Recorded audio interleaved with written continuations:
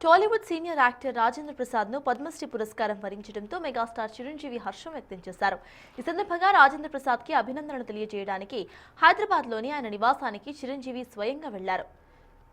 దశాబ్దాలుగా వెండితెరపై నవ్వులు పూయిస్తూ వైవిధ్యమైన పాత్రలతో మెప్పిస్తున్న రాజేంద్ర ప్రసాద్ కు పద్మశ్రీ అవార్డు దక్కింది. ఈ సందర్భంగా రాజేంద్ర ప్రసాద్ ని కలిసిన ఆయన అభినందనలు తెలియజేశారు.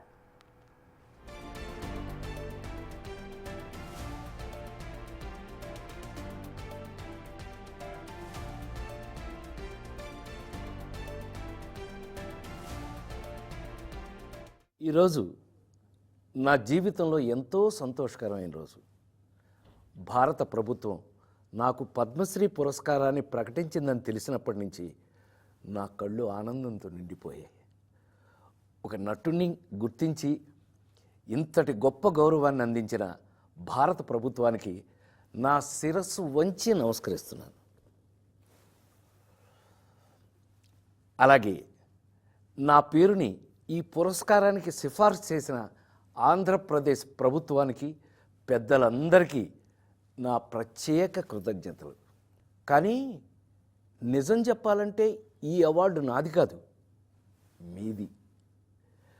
48 ఏళ్లుగా నన్ను ఒక నటుడిగా మాత్రమే కాకుండా మీ ఇంట్లో ఒక మనిషిగా, మీలో ఒకడిగా గుండెల్లో పెట్టుకుని చూసుకుంటున్నారు.